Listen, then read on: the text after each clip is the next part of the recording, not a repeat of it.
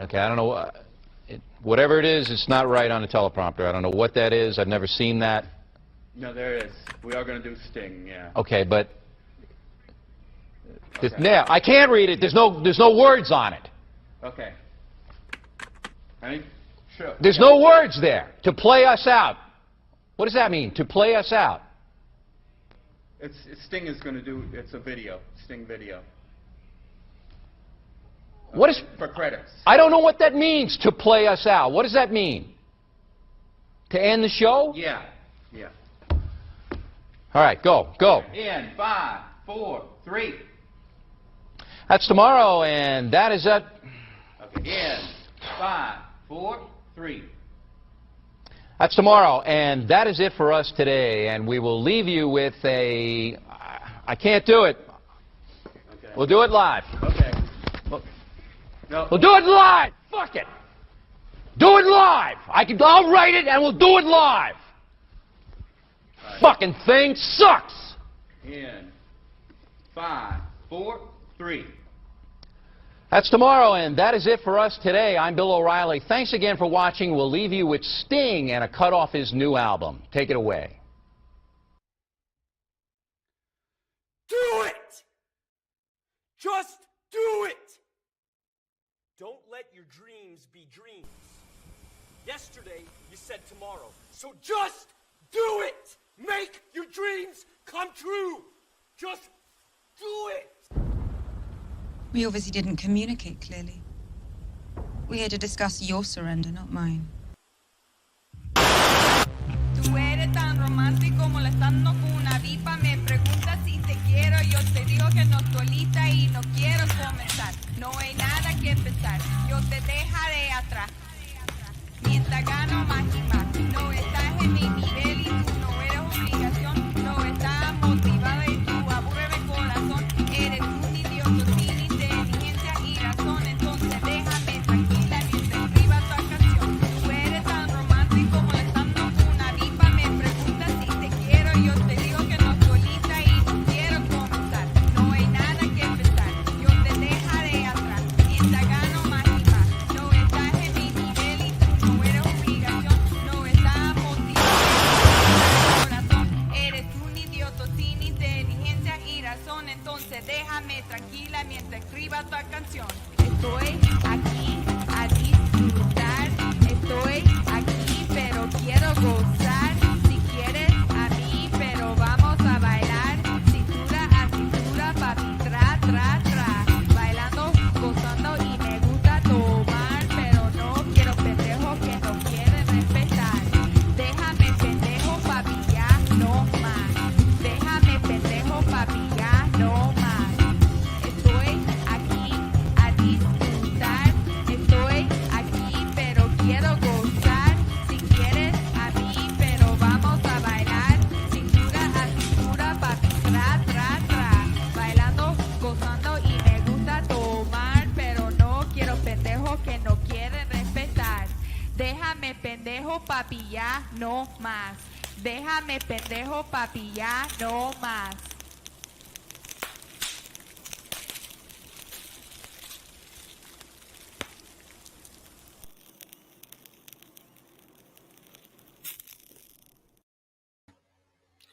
What is up, everybody? It is your boy Luis Martinez, aka Big Chief Burrito, live with you on a Friday. Yep. It feels like it's been every day this week. Jeez. Mi Friday. Gente show, live and direct from San Diego, California, the Burrito Lounge in Chula Vista, as well as further down south. My name is Luis Martinez, aka Big Chief Burrito. I'm a filmmaker, poker player, all-around funny guy, and old head. Sofia Carrillo, my co-host, is a actress, podcaster, master's degree. What else did I miss? I don't know. Professional idiot. I would Professional say. idiot, Yes. horrible advice giver, and we Horrible are live. advice giver. Mi Gente show, proudly a official media sponsor of the San Diego Latino Film Festival. I myself also very humbly and very graciously a curator of the San Diego Latino Film Festival 30th anniversary. My goal this year was to focus on comedies as per usual, because that's the area that we work in. So today Today we're going to be doing a preview of the festival, the Dirty 30, as we have been doing leading up to the festival. We have a major stream coming up next Wednesday night. We're going to be doing a full preview of the festival, talking to many, many filmmakers, artists, musicians that are going to be part of the festival this year, as well as watching trailers, reacting, good stuff. And we're going to get all that going. But today we have two very special guests joining us. We're going to stagger them. Oh, yeah. We have the artist who created the poster this year, Sofia. Yes. And Soni. she will be on Soni, and she's a up-and-coming humongous artist these days. She is growing at an expeditious rate. She's so in good. the art, and she's so good, yeah. And then as I said before, the comedies that I curated, one of them that I saw right away as I reached out to Twitter family and Latino Twitter, and I was like, hey, I need Latino comedies. And Jeannette, who I was connected with, Godoy, who we'll be talking to in a minute, sent me a movie that she recently made called Diamond in the Rough. It's the Mean Girls meets the Country Club. A little bit of Legally Blonde sprinkle in there, pero Latina, a little focus, bit which of I that. love. So let's bring her on right away to talk about her movie and about being part of the festival. Thank you for coming on, Jeanette. Yeah, Hey. welcome. Thank you for having me. Mi Thank you gente. for being here. Yeah. Mi gente show. I always like to see who our guests when I see them right here at the bottom when they're looking at our intro, and you're like, Their reaction, you're like, interesting. I was dying laughing at the first. that is madre, that is our intro music. It in is our all over the place, and it's gotten longer and more. Yeah, just The thing that complex. was I would killing say. me was like Spider-Man doing the Michael Jackson. Yeah. That's Really? that's been in Forever. there. That's I switch out the elements. Like I just constantly add green screen stuff that I find, and I tweak it and I add this and I add that. But that and the we'll do it live, which I love. Yeah. Those are staples there. All right. Oh, yeah. Hey, Alexandra. Thanks for stopping by all the way from Alexandra's Central here. America. Love Another you. filmmaker. Thanks for stopping by. End So of the show. let's jump right into it, Jeanette. Diamond in the Rough. Very proud, very, very honored to be able to screen it at the festival this year. It fits right into the goal of a comedy, Latina led, Latina directed and written. Where did that start for you in terms of the project?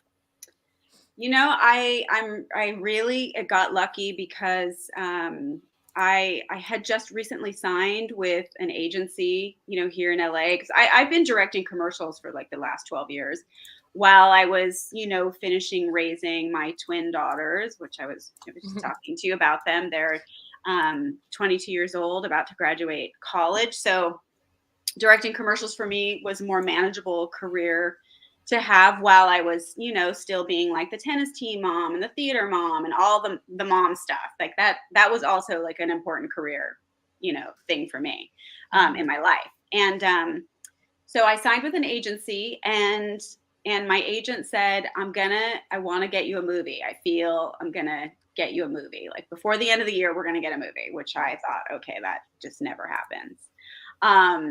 But in September of 2021, she sent me the script for Diamond in the Rough, and I loved it. I loved seeing just like messy Latina, just funny body, with an attitude. And, we just don't get to see ourselves like that very often in like mainstream movies. It's so rare. So I fell for it right away. So I had the meeting for that with the producers, and I, pitched my ideas. I pitched my take, and I got the script on a Monday, had the meeting on a Wednesday. They hired me on Friday. Okay. I started prep that Monday. It just went. Oh my gosh. And when did it go into production after that? So we started prepping in late September of 2021, and we started shooting late November. So it went fast. I got on the train and it just moved. And this was like right in the middle of the pandemic season, right? You were just back then. What was the added degree of difficulty by that? Well, I mean, first of all, I've been shooting, in the pandemic commercials and stuff. So I was pretty familiar with the whole thing, but obviously this is a huge production. It just made it hard. Like because of COVID protocols, and it was a union movie, you know, and the unions are very, you know, plus no one wants to get sick. We had a big cast and only 15 days to shoot it. So we couldn't afford for anyone to get sick. Like there were no hiccup days in this budget, in this world. So we had to be really, really particular about who could come to set. No visitors. I mean, the writers couldn't even come, you know, like normally I would want to have like a director shadowing me on any project I'm doing, just to try to open the doors or whatever. Just like not because it's expensive. I mean, you guys have been shooting during COVID. 30% more of your budget needs to be taken up for COVID protocols and testing. And so that part was hard. Luckily, most of it was exteriors. Like a lot of the movie is shot outdoors. So I always think that makes it better, right? Because you can, like, air is going through. You're still wearing a mask, but air is going through. But we really got lucky. No one on our set got sick. Wow. That's an achievement. Yeah. Yeah, because you hear, I mean, our girl Jenna Ortega got a little crap right now because everybody was. I was thinking crazy. about that. Yeah, everybody was going crazy over her dance scene, and she let it slip in an interview that she was doing that the day that she finally tested positive, and everybody was like, oh, you know, freaking out. But you know, when you're on a film set and you have a budget and you have a schedule, you're going to be as careful as you can. But at some point, you have to get the movie made, and it's kind of a collective decision about what everybody's comfortable doing. I mean, more so on a union set, there's going to be rules that you have to follow, etc. Right. But it is quite an achievement in of itself to get that done. How long did post-production take on something like that? We were in post for about 4 months. Okay. Oh. Yeah. So, you know, the edit, the original, you know, I turned in my director's cut like 6 weeks in, then we worked on producer's notes, etc. I mean, I was basically the music supervisor. I combed through, I want to say easily 3,000 songs to, you know, to get our soundtrack. And I worked with a composer to, you know, bring the music, like gave her lists and lists of reference music to listen to get, you know, just the exact sound I wanted. Oh, wow. So, yeah. Well, Go ahead, Sophia. I just want to add on that topic on the soundtrack, because I was Googling the crap out of the soundtrack. First of all, I love the music. Isn't it good? But there was one song. It's so good. Yeah, especially like the badass one. I was Googling the one where she's doing her slow-mo walk at the end. I had to Shazam that. Got it. It's good. The one at the end, I Shazammed it. I could not find it for the life of me. Okay, so can you please send that over? Over the credits at the end? Yeah, the credit. Well, I think the one. Is it pre-credits or post-credits? But it's like, it's there. Yeah, there's a song there that I could not find. It has like reggaeton vibes, kind of. Yes, okay. Yeah, that one. So this is so cool because one of the guys in the grip department said to me, like, "Oh, I do music on the side. You know, do you think there's anything for this movie?" And I was like, "Well, send me what you have," you know, and yeah, I listened to a bunch of his music, and then we finally came up on that one. Oh my gosh! Well, I need to follow them. Really cool for me that, like, he got to do like multiple things on the movie. You know, that's awesome. Well, tell him I love that song, and I would love to follow them on Instagram. Yes, that's amazing. I love support. The fact that you know, supporting other artists as well. We just had on Angelique and Rabelisea, who started this life organization. It's basically all Latinos kind of coming together and supporting each other in this. Jeanette, you're already in it. That's what I was gonna say. I was like, are you in it? Yeah. How yeah. What do you think about that? How has that been for you? The Somos Life? Yeah, and then also, where do you see Latinos in film, just in general, kind of like, you know, supporting each other and moving forward? You know, first of all, I love Rob. He reached out to me, I think either through Twitter or Instagram, just saying like, you know, I like what you're posting, whatever, like, let's just talk. And we got on a Zoom and we just talked about our careers and where we were, and we just bonded. And so, you know, I've put him in touch with like some producers that I work with, and he's put me in touch with some managers and producers. Like, we're just trying to share, you know, contacts, because I think that's something we have to do amongst ourselves. And I don't think it's easy, to be honest with you.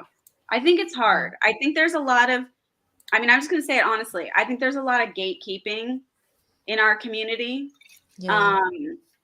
And I feel like it's changing a little bit, but for instance, I'm on tons of meetings with different production companies, right? For TV shows and feature films. And I feel like the Black community, the Black creative community does a really good job of like getting in there for each other and pulling each other up. Ava Like, DuVernay. they are doing the thing, and look how successful their projects are, right? Oh, yeah. And I think a little bit like in the Latino community, it's weird because like we're so connected, and it's mi gente, it's la raza, it's all the things that we love about each other. But I think because scarcity makes people afraid, right? So I think it's hard when you are it's like, but think about it, like especially when we just get one show at a time, right? We get the Gordita Chronicles, or we get One Day at a Time, or we get Vida, and we're scared that we get the one thing, and then we're not going to get the next thing, so you can't. And I think some of it is because I know this happens in the immigration debate. There's this Latino theme of I'm closing the door behind me. I'm here. I got my stuff. I'm going to go ahead and close the door. There's a very mention like, oh, nosotros, but yo, when I'm here, it's like, I'm here now. So I'm not really worried about those guys that still haven't gotten the chance. So, I mean, that whole George Lopez thing that just happened a few months ago, there's a little bit of that. Right. Like how he said that, but I don't think that we inherently are that way. I just think it's so hard to get in the door. Yeah. And you just are thinking like, okay, it's trauma. Yes, I want to. It's a trauma response. No, it is. Yeah. It is trauma. It is generational trauma of not really even knowing that we had a space in those places, right? Like I come from, poverty, and I didn't even think that directing could be a career. Like there's nowhere in my life that it was like, oh, you could go and have an entertainment career. You could be a writer. You could be a director. That wasn't like we had to work. We had to make money. You better get a job that's going to keep you, so I think that many of us come from that space, and then we aren't growing up to think we can fit into that space. Like we have a place there. I mean, you're much younger than me. So I think like you, for instance, Sofia, you're seeing a different way in than I did, for instance. But, I think once we get some solid ground, like we feel like we're okay, I'm here. I have a little bit of clout. I know that we as people are gonna help each other. But right now it feels like the scarcity of the opportunity makes everybody very, like, okay, shit, let me find my place first. I got laughed at in the 90s when I said I wanted to be a director. I was like, hey, no, it wasn't a realistic goal for a lot of us growing up, especially from poverty. We're live now with Jeannette Godoy, the director of Diamond in the Rough, one of the Hay que Reírse showcases and one of my favorite movies, a comedy. It's a rom-com. It's Mean Girls meets, like Sofia said, a little Legally Blonde. It's got a little country. It's got a little on a golf course. Little Happy Gilmore vibes. Little Happy Gilmore. Happy Gilmore, yeah. It's got a little bit of that. So thanks for everybody that's joining us as we talk about it and we preview the movies that are going to be at this festival. Ethan, the what's a good Godfather movie? The Cinefather, the founder of the San Diego Latino Film Festival. Oh wow. Thank you very much for joining us. He said, can't wait to see your movie on the big screen. Thank you, Ethan, for everything that you've done for us. Thank you for having me. You guys, I'm so excited because honestly, I feel like the movie, it came on a platform, right? Creator Plus is the producer of the movie, and they are building a new platform for like Gen Z content, influencers, etc., which it's super cool. It's very exciting to be a part of something brand new that's going out like that in the kind of tech/film space. But for me to have my movie in, a Latino film festival, like I feel so good. I really do. So Luis, I really appreciate, you reaching out and you having us, because I'm really proud of this movie. I mean, like I said, we don't get to see ourselves in these kind of roles very often. And so I'm really proud of it. No, absolutely. Like I said, you know, and this started, you know, with Ethan and with Moises and Juan at the film festival. Me and Sofia had our film Slapworthy as part of the festival, and then we had a couple of other films that made it to the film festival. And the film festival, for various reasons, because it's a border town, like Sofia said, because we're a Latino film festival. A lot of the movies and a lot of the themes are going to be, you know, immigration, trauma, growth, you know, empowerment of women, of Latinas, you know, all these very tough and deep subjects. And what I said to them a little while ago is, you know, we need to put a little bit of an emphasis on comedies and to give that counterbalance. And what Ethan and Moises and Juan said to me was, well, why don't you do that? And I was like, all right. And so they're like, all right, here's the ones that people said are comedies, pick the best ones, do a showcase, put your money where your mouth is. So I took that seriously, and it is my pleasure, and it fills my soul with energy to see all these different filmmakers, young filmmakers, established filmmakers, older filmmakers, new filmmakers, alternative filmmakers, hundreds and hundreds. We had over 600 submissions this year from all over the world. And in my role, I was like, I'm allowed to reach out and see. So I went out to the Twitter world and I was like, hey, somebody let me know what Latino comedies I have not seen. Jeanette reached out immediately. I looked at it and I was like, yes, right away. As long as there's no issues, I want it. And she was like, cool. You guys screen it. And I'm glad that it's going to be able to be in front of more people. And I hope that it brings you added success in the future and in future projects. So it was my absolute pleasure to do that. All right, we're going to keep talking to Jeanette here in a momentarily. We're going to talk about her movie Diamond in the Rough and all the other movies that you'll be able to see on the festival this year. But did everybody see our poster? Yes. Segue. We love it. How does everybody like that poster? We love it, Lou. Who did it? Well, it's curious that you should ask, Sofia. Because for the 30th anniversary, what the San Diego Latino Film Festival is instead of doing a poster competition, they reached out to a very specific artist that embodies all of what the San Diego Latino Film Festival is about. And they got her to create the poster. I'm going to try to vamp here because I can't find it. No, I'm just kidding. But we're going to bring on the artist. We're going to show the poster in a second, but we're going to bring on the artist who's joining us today, Soni Chavez. Hola. Hey, bienvenida. Hi, friends. Hey, ¿cómo estás? I'm good. I'm good. Excited to be here. Thank you. Excited. She told me she's letting her poster do the talking for her for the festival. Yeah. But she said she would do Mi Gente show because she promised. So thank you very much for joining us. We have Jeanette here, Sofia, myself, who we've met. Hey guys. Let's just start at the poster and then work backwards for you. What does it mean at this point in your career as an artist to sort of get even asked that question for an event? What was your mind frame when they approached you about this? I couldn't believe it, number one.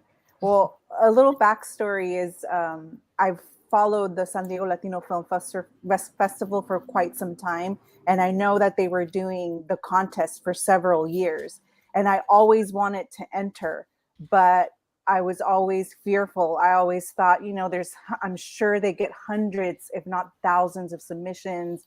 They're not going to pick me. There's no way.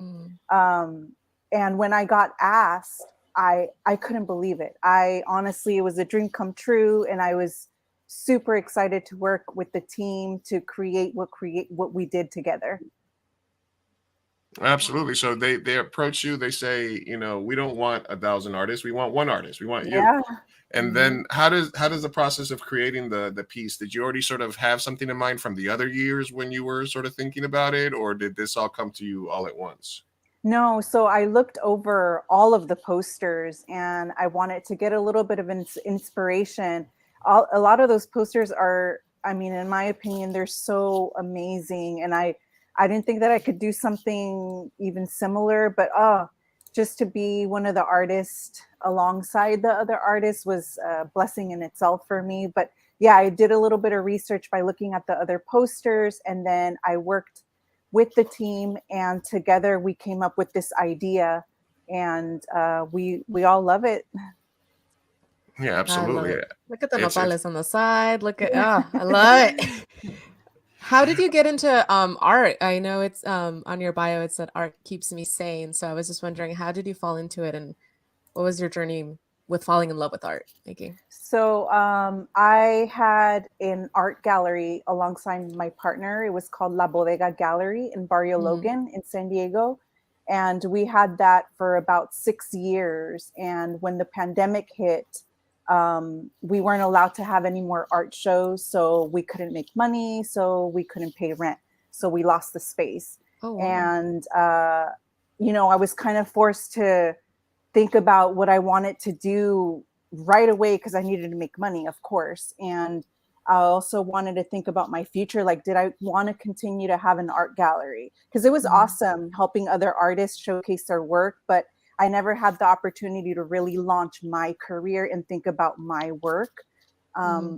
So during the pandemic, because I didn't have my job anymore, I thought, you know, I've always wanted to try digital illustration. I feel like this is the perfect time. We're not allowed to go outside anyway. So I'm just going to sit here and learn how to do it. And I did. And it's been amazing. I fell in love with it. And I'm blessed that I was able to get a little bit of a following on Instagram. And it's helped me create a full-time art career. Yeah, I was going to ask you, how tough was that transition from going from the canvas and the mixing paints and, you know, and things like that to digital? How long before you became kind of comfortable in that transition? To be honest, it was super, super fast for me. I didn't realize how digital illustration, that's my thing. That's my shit right there.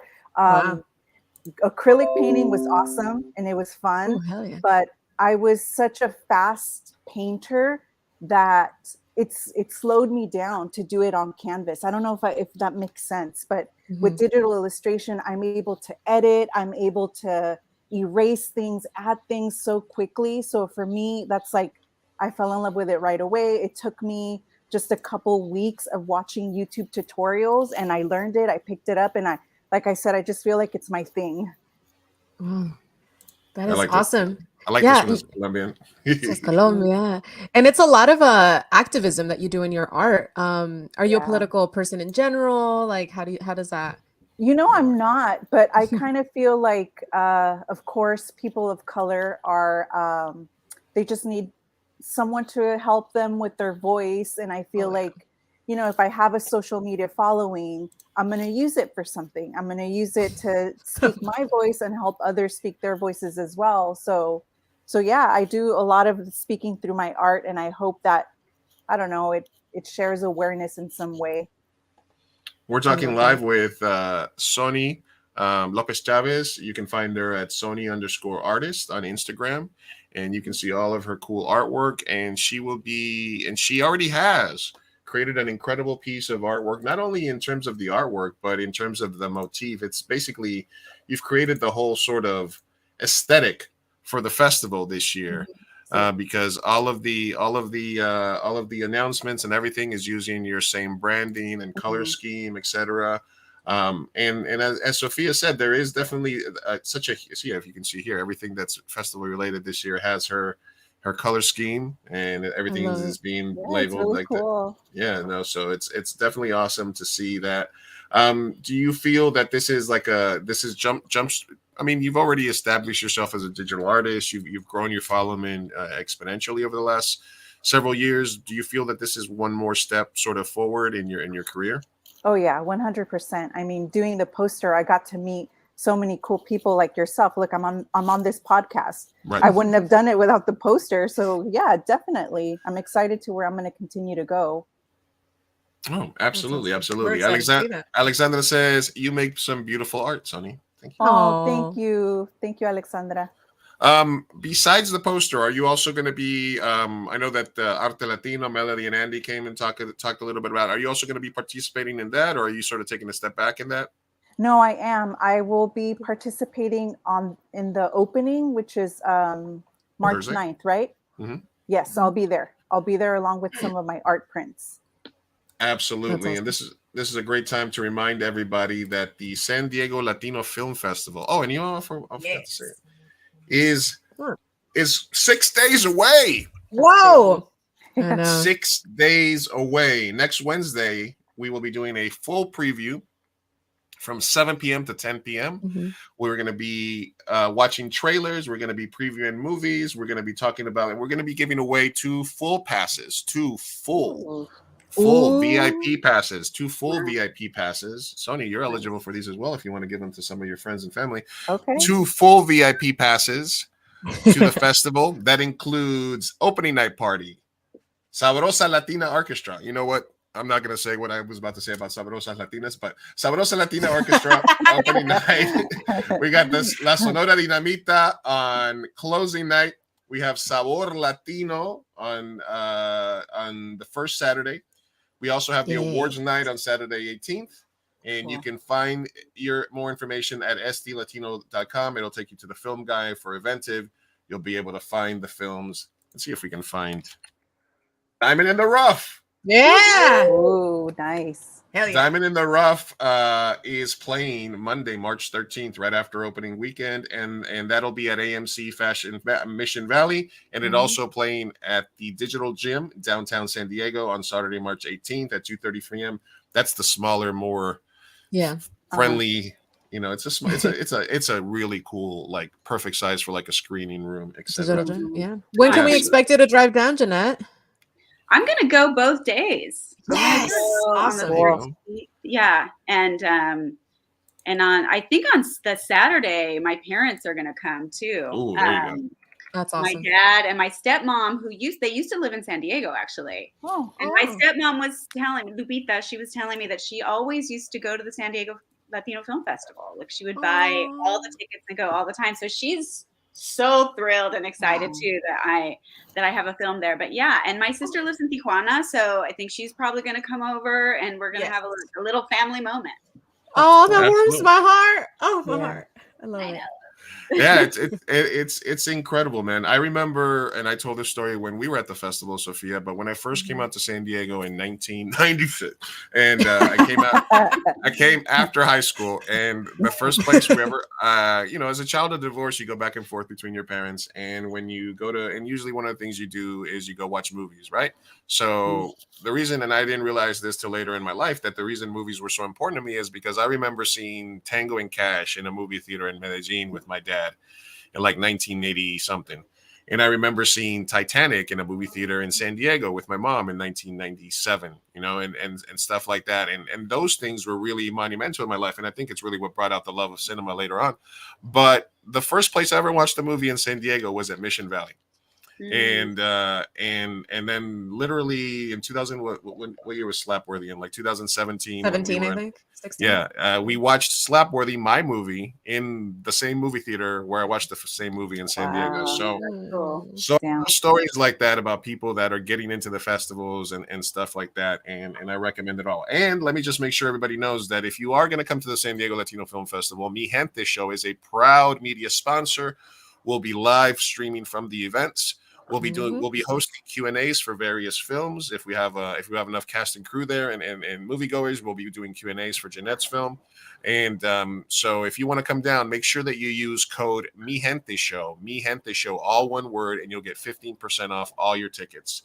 Yes. So we'll let you know anything. And also, if you guys are in the chat, just type in hashtag Mi Gente Show, and that will be, and for you guys too, if you want to try to get those tickets, hashtag Mi Gente Show. And we'll be giving away 2 free tickets today to any movie. And we'll also put you in the running for all of the major 2 free VIP passes to the festival. So, Jeanette, in terms of the mix of because your film has a great lead, a great cast, but you also sprinkled in some recognizable faces like, oh, I know that guy from The Office, and I know this guy from that show, et cetera, et cetera. How was it? Do those things all come with the package at the beginning of the film that we can get these people in it? Or are you sort of adding these people and these key names as you go along in the process? Yeah, I mean, we knew that this was an important movie to have like a really diverse cast. And of course, you want to try to get some names, some notable names that people know. Obviously, David Koechner from The Office, Rizwan Manji from Schitt's Creek. you know, just Carlos La Cámara, who I had just worked with on, I had directed an episode of The Garcias on HBO Max. I had literally just worked with him, you know, 2-3 months before. And when I got this film, I just knew right away, Tío Jorge, I really want to cast Carlos La Cámara. And I was really lucky that he was available. But yeah, it was just trying to put, you know, some recognizable names into the movie that would bring additional fans and just have like a really diverse cast, you know, to support my amazing Latina lead, who I think did a fantastic job.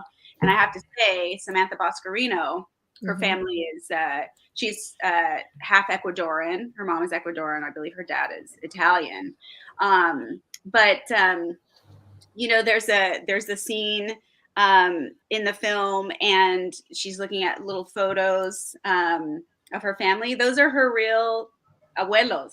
Oh wow! That we used, yeah. Wow.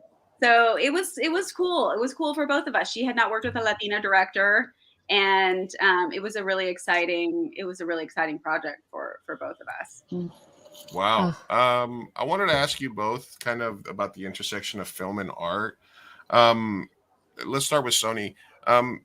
What, if any, influence do films and popular culture and stuff like that influence your art currently? Or maybe did you see something growing up, you know, maybe like a movie about an artist or a show about an artist or a documentary about an artist, anything early on in your life that sort of, you know, put that into your mind? Did anything like that happen for you? And how in general, how has film affected your artwork?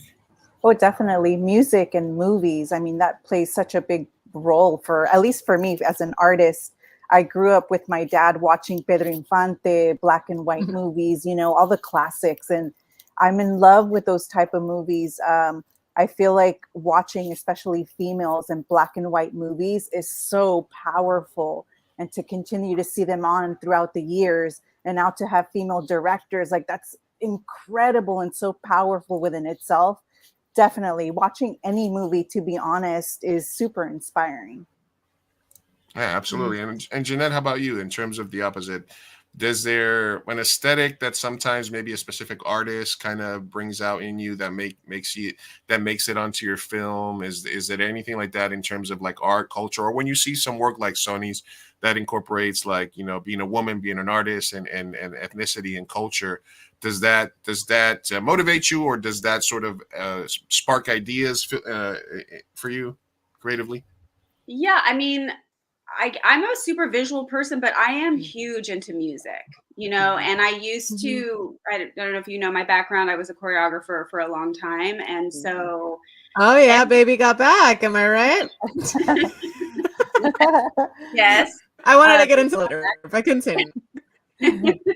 But so I like to get sort of a feeling, right? And when I read a script or I'm thinking about a project, music starts playing for me, and I oftentimes will make a playlist, and that'll sort of inform like the energy, the vibe, the tone, you know, of a project that I want to do.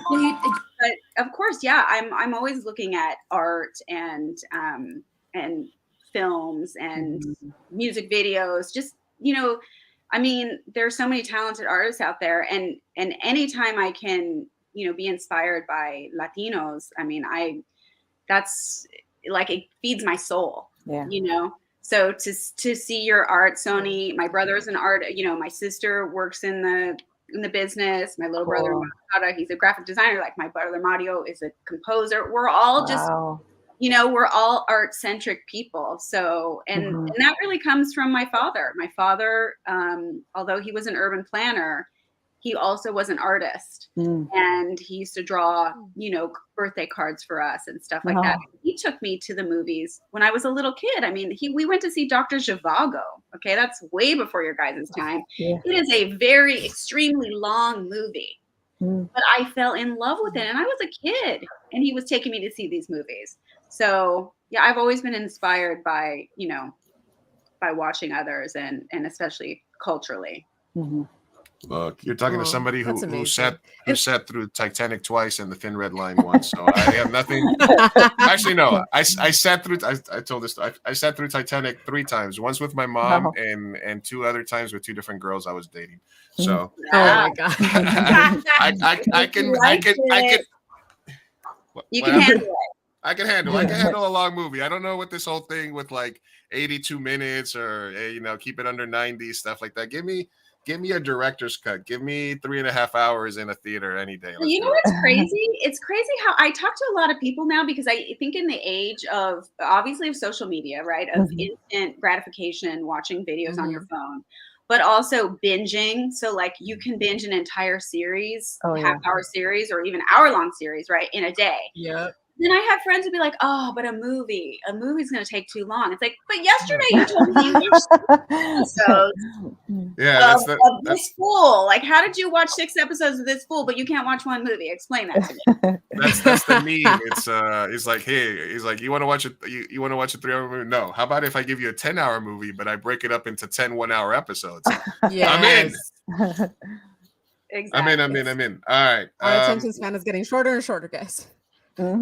Sophia, did you have anything else right now? Oh, I kind of wanted to go into the choreography career as well. How did you jump from choreographer to director? So tell us a little about that.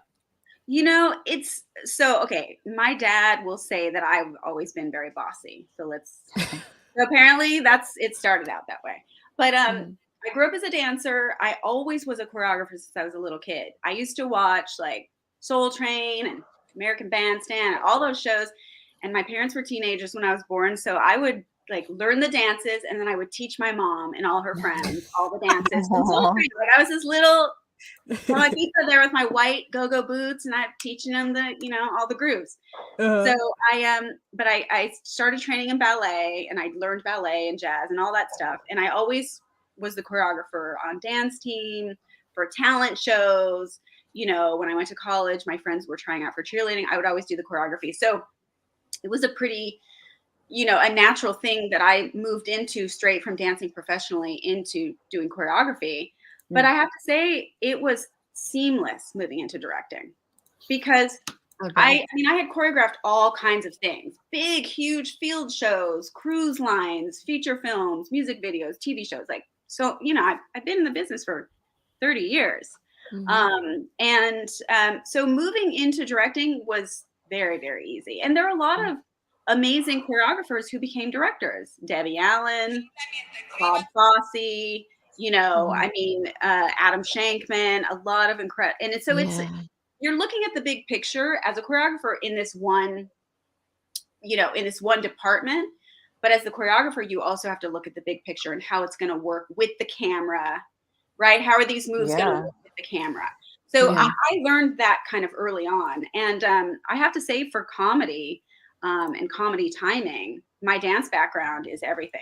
Musical theater, like that's all comedic usually. So it's about, even in a drama, it's about those beats. It's about taking those silent moments and then pushing through the material. So it's been a fun transition, I have to say. I love that you say that, because actually the punchlines in the film, that's one thing that I took away from it, is like the beats were just, the way these actresses were hitting these beats, it was it was seamless. I loved it. Oh, thank you. That makes sense now. I appreciate it. I also had a wonderful editor, Christine McPherson, who's a great comedy editor, and we worked really hard together on it. And great actors. I mean, who get the timing, and who could.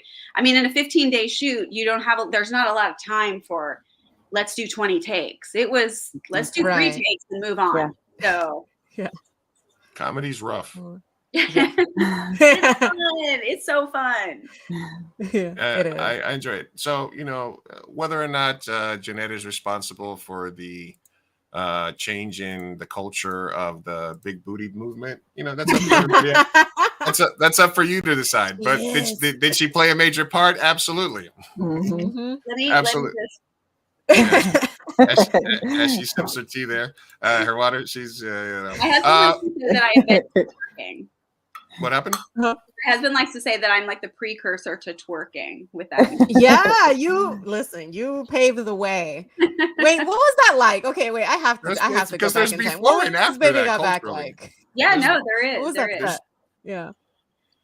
You know, I mean, it just was like you have to take inspiration from the song, right? When you're doing a music video and you hear that song, it's hilarious. It's also empowering. It's also just banging. And so then, you know, I'm working with the director. He tells me, oh, these women are going to be dancing on this tiny little platform, you know, so then what are you going to do with that? Like there are all the constraints that force you into a certain sort of artistic aesthetic. But, you know, if you got a song called Baby Got Back, there's got to be a lot of booty shaking going on. Yes. And then you have to find the right actresses to say that monologue at the beginning. You know, you got to get that just right. And obviously, I think you might agree, Jeanette, that at those levels, being a director is problem solving. Eventually, essentially at its core. So you know, it's combining what the artist wants, what the budget will give, what the situations and locations, who didn't show up that day. As I tell all indie filmmakers, especially for indie filmmakers, if you're an indie filmmaker, you're also doing the casting, you're also doing producing, you're also doing everything. And it's really going to be about testing your mettle about what happens. The sound guy got lost. Well, guess what? You know, you're going to have to improvise. You know, you're going to have to use camera audio and do some close-ups and have them match their cadence. Hey, the camera broke. Guess what? Everybody bust out your 4K phones, and we're going to have great audio, but we're going to have to use cell phone footage, you know, or what have you. As happened on our set, you know, an actress had a car crash this morning. Guess what? Well, you're the backup, but now you're going to have some extra lines. Go over there and learn them.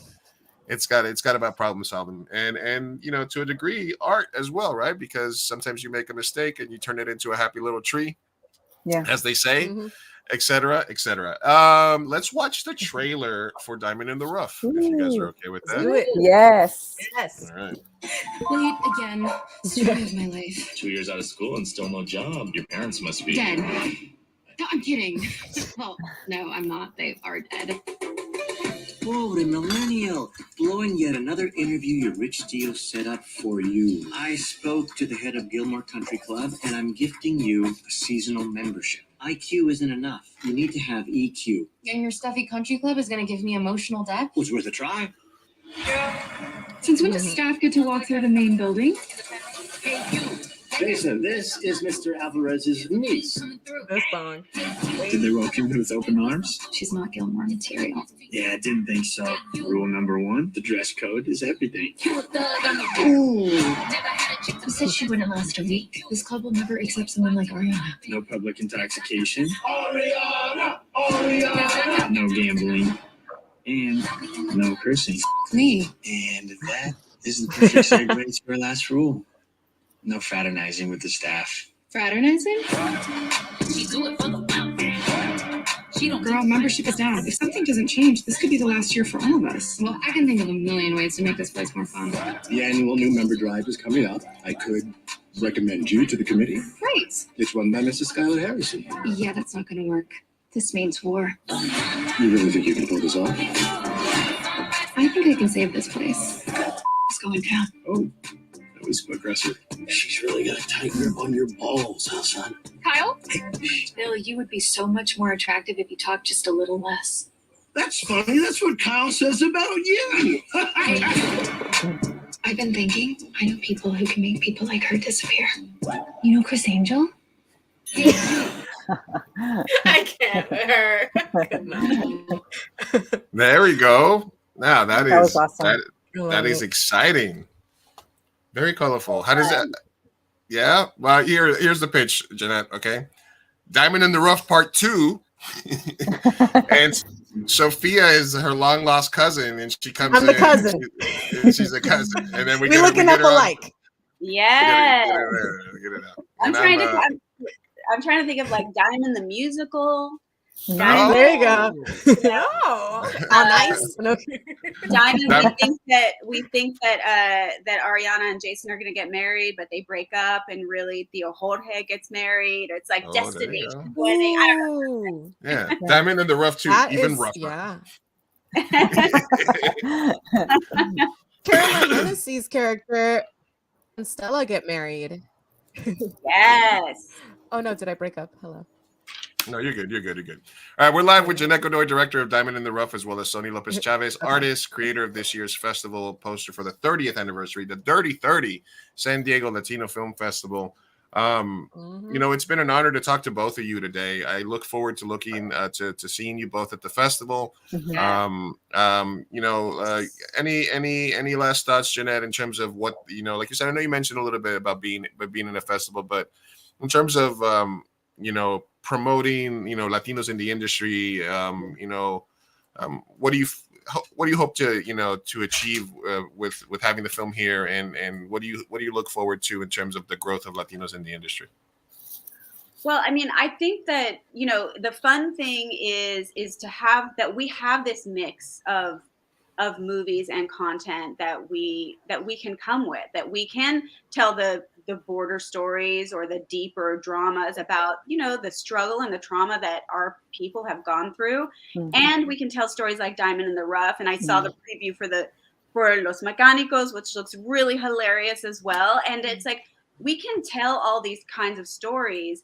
And I think the more we go out and support each other and we support the stories, the better we're going to do. And we're all going to come up together, right? Like, we're all going to come up together if we keep showing up for each other, because there are a lot of us, like, we're out there and we're all different kinds. And I think if we just, you know, gather our power and we show up for each other, we're going to only continue to gain more power and have more opportunities to tell all different kinds of stories. So yes, 100%. Love that.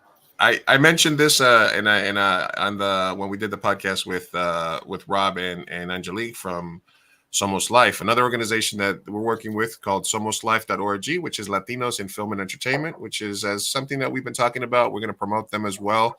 I'm helping out on the back end with them. And it is just about, like what Jeanette said, supporting each other, making connections, doing the things that other communities have done for themselves successfully. You know, like you said, a great example, you know, Ava DuVernay, who insists on having Black female directors for each episode of the show she gets approved. A show like Reservation Dogs, again, you know, they get approved. They make sure that every single director is Native, et cetera, et cetera. And we need somebody, you know, to help with that, so that when John Leguizamo, I don't want to single him out because he's doing his own initiative and stuff like that, but somebody with a name gets a show, they say, hey, I want Luis Martinez to do an episode, I want Jeannette Godoy to do an episode, I want, you know, this person to do an episode, I want Sofia to do a reoccurring role or something for her. throw her about. And I think that's super important. And my goal is, and it seems weird when I say it, but you know, I said it last time, is I want us to have the chance to be mediocre. And what I mean by that is that, you know, in order for our shows, for our movies to succeed, it has to be at the very top echelon. It has to be in the top 1% quality. There can't be anything wrong with it. It has to be exceptional. It has to be perfect. Whereas there's thousands of movies and TV shows made every day that are cliche, that are bad, that are horrible. And so I just want us to be able to get those regular ass jobs and not have to meet to the highest standard. Once we get there, I think that's where we can say really we've done something in the industry. Because right now, even though more opportunities are being opened every day, and we have people like yourself and others that are getting out there that do mentorships, that do have people, you know, shadow them on sets, you know, and stuff like that. So that's my little goal for us. Yes, we're getting there, poco poquito. You know, we got this. Poco poquito, but yeah, I'm with that 100%. We need that person that's gonna, like, you know, open the door, climb up this hill with me. Somebody call Salma Hayek. I don't know. Right? I think it's Salma. I feel that it's her. I feel like it's her too. Somebody call her. Who knows her? All right, and then Soni, any last words for you in terms of like what you? I mean, because from another perspective, with the type of artwork that you do, it's very personal. It's very niche to the culture, but it's also universal in the language and stuff that you use. You know, what do you feel as you progress in your career that you would want your art to achieve, and for more Latino artists to achieve? You know, I don't know if you can notice through my art, but I'm doing a lot of healing for myself through a lot of those pieces, and I hope that it somehow helps other people heal as well, especially in our culture. I feel like we come from a lot of trauma, a lot of childhood trauma, a lot of pain, and I hope that some of my pieces can help heal. Yeah, I feel there's a lot of stuff about self-acceptance and about like Mhm. forgiving yourself and about like, I am enough, like, that sort of, Yeah. I really like that you get so many people that see your artwork through Instagram and through other mediums, because it means that people are relating to it Mhm. and, taking solace in it. And like you said, helping them heal. So I Mhm. think I'm very, very honored to have you both with the show with us today, because from two different parts of the Latino art world, Sí. you ladies are both doing something very important for the culture in terms of creating products, creating opportunities, and then creating art and creating imagery that is going to help the entire community from top to bottom. So I want to thank you both for being on the show. Yes, Yay, thank you so much for being here. Thank you for Thank giving you us for your having time. me. Thank you for what you guys are doing. Really Yeah. appreciate you. Thank Oh, you. thank you. And we're trying to do our little part. So Yeah, Mhm. yeah, It's working. pat ourselves on the back a little bit. Bye, guys. All right, guys. Thank Thank you very much you. for joining us. Bye, Jeanette. Bye. Bye, Soni. Enjoy your day. Thank Love you, you. ladies. We'll see you guys. Nos vemos en el cine. Nos vemos en el cine. I'm excited to meet them in person, and they were lovely. Are you ready? Lou, are you ready for the festival? It's coming.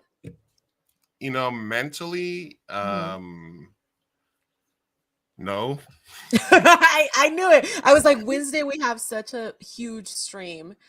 Yeah, so it's gonna be a busy 11 days. And it's been a busy month, and it's been a busy last 3 months, and it's been a busy year just thinking, because the last day of the festival, Ethan's like, okay, block it off on your calendar, March 9th to the 19th, 2023. And I'm like, oh God, that's so far away. You're like, oh and God. now we're 6 days away. So I'm excited. I'm excited for the city of San Diego. I'm excited for the Latino culture. I'm excited for all the filmmakers that are going to be a part of it. And I just hope that all the filmmakers are taking advantage of it, going to see multiple movies, connecting with other filmmakers, because that's the best part of it, is just hanging out, meeting other filmmakers, realizing that you're not alone in this, that there's tons of Latinos out there making movies. And it's going to be a 10-day celebration of the culture of us, of the Latino film culture, of the Latino film world. A lot of things that make me super proud to be a part of it. So and I know it's going to be your first year sort of working it and being a part of it more, because you've been busy with your master's degree. yeah. This is it's exciting. It's nerve-wracking, but it's also like super exciting, because it's just a chance to highlight, other Latinos that we love. And I also I've been kind of just like sedentary when it comes to the lack of movies that I've been watching and the lack of projects that I've been partaking in and stuff like that. So it does very much feel like this is a great opportunity to serve as a catalyst for me to just jump back into it, support each other, and just, man, I feel so hyped to see the artwork from our community and to support it, and to just, if anything, a voice in that. And yeah, I'm excited. I feel like one of the things that hypes me up is seeing how you have progressively become more and more excited about it. Because I think when it was first like, hey, we're going to be doing this, and you're like, how long is that going to be? How many days are going to be there? And now the closer we get to it. No, I'm so excited. And yeah, the closer we get to it, the more people we talk to, and it's not just like we're talking to like people that, these are people with big followings. These are important artists that are growing in their. Even if they weren't, though, it's a good mix. Yeah, I feel like the San Diego Latino Film Festival does a really good job at mixing it up, and yeah, like you said, we were in the Frontera filmmakers. So hi, Rosa, what's up? Rosa might be making an appearance this next weekend. She maybe if we get to see Rosa, we're gonna have to give her a big giant group hug. Was that a Game of Thrones picture that I saw? Yeah. Oh, yeah. She's rocking. Nice. She's rocking it. Rocking Game of Thrones. She's got the Lannisters on there. She's got the Baratheons on there. Look at her. I love that. She's Team Green, by the way. Remember, so we're Team not Green. Yes, we're not friends with her. Okay, Lou, can I have your HBO Max password, because I haven't caught up in anything? I don't know. Isn't Shelly supposed to give you that? I don't even have HBO Me Max. dijo que sí, pero no me lo ha dado. I gotta call him. We gotta get it. We gotta share that because Netflix is out. Netflix is Well, oh yeah, you're right. Shit. yeah, Yeah. Netflix is being a little pain in the butt. Yeah. She said, yeah, it is the houses. Yes. It's the houses, yes. Yeah, Oh we got man. it. Even Yeah, the Tullys, look at that. she's Love got it. them all on there. She's on it. Got them all. Got them all.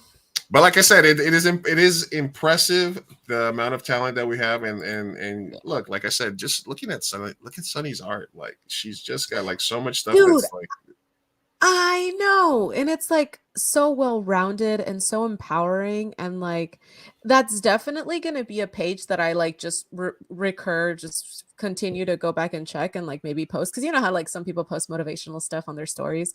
I'm like, it made me so happy just to scroll through her page. It's yeah, no, empowering. because I see it and I recognize it, but I can only imagine for yourself as a Latina how differently it impacts you. As well, Yeah, right? as a queer Latina female, you know, it hits so many notes for sure. What So was the one that I saw earlier that I put up for you? That oh yeah, was it the rainbow one or the I don't know. She just has a yeah, lot of there's great so art. many. And I was like, I saw you, Lou. I saw you focusing on that. I was like, hey, let me put up some. She's got so much great stuff. So she's gonna be there for the event. She designed the poster. It's all like incredible work. Like this one that she gave us for this is like so good. The symmetry in that, and just kind of like the symbolism and all of that. Like all of this. There you go. See, look at you. Hey, what's up? She's doing it for the community. I love it. Yeah, she's all about it. And yeah, she had the SOS Colombia when all the stuff was happening in Colombia and stuff like that. You know, this is the other one that I put up, right? This is another. Yeah. Oh God, I love it. Oh, Soni, I love you. And then Jeannette Godoy, like from choreographing Baby Got Back to doing Latino rom-coms, it's like yeah, I freaking I love it. I love it. And it makes sense. The fact that you would go from choreography to directing. I guess it does sort of overlap a lot, right? Yeah. And then for anybody that missed the live stream from last week, I had Melody and Andy from Arte Latino, and they had Paco Pablos, who's another world-renowned artist. And we had Inocente, who they literally made an Oscar-winning film about her as an artist here in San Diego.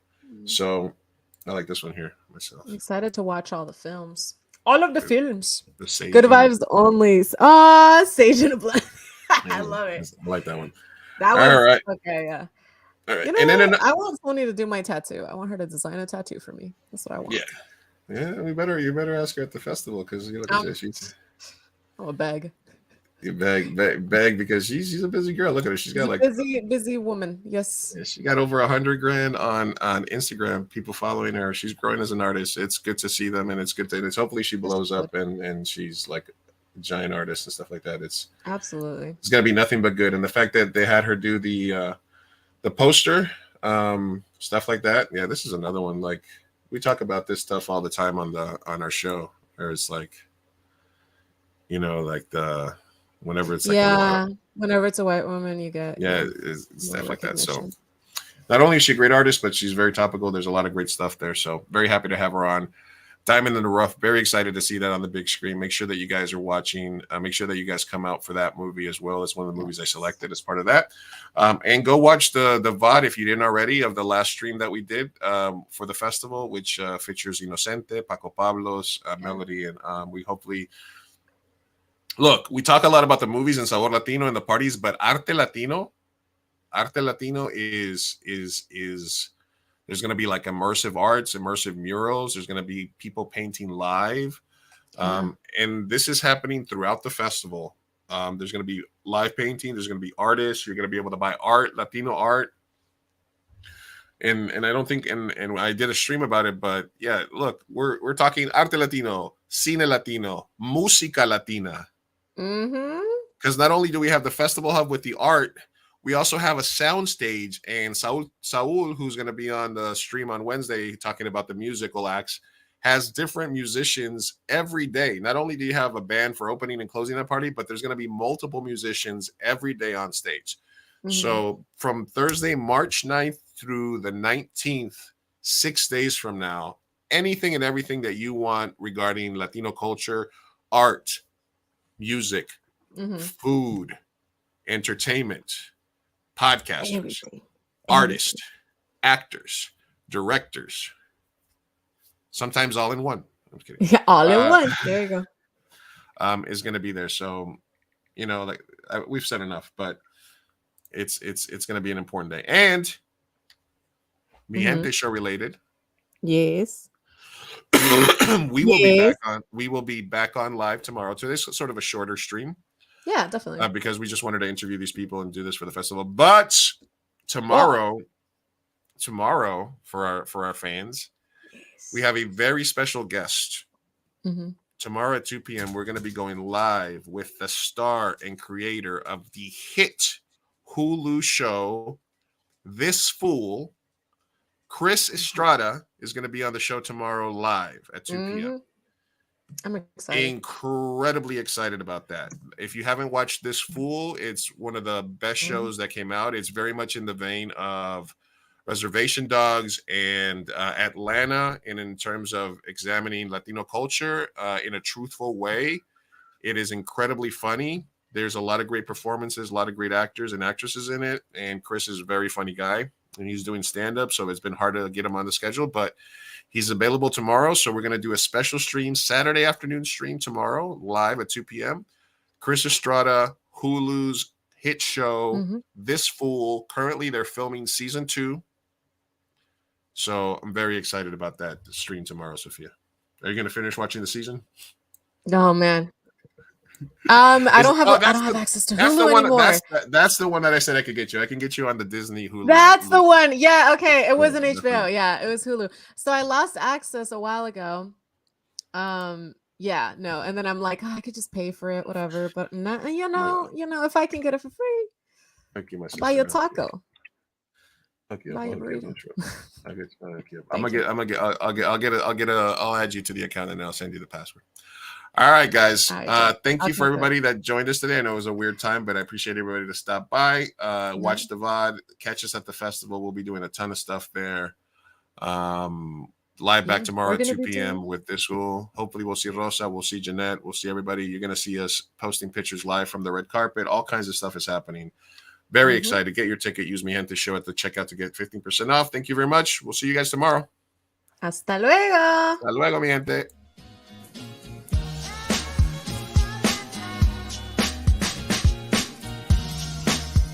Vamos, papá, hay que irnos. Me estoy aguantando desde que pusieron el domo. Puedes esperar. Muchas personas trabajaron en esta película y solo quieren que te aprendas sus nombres de memoria.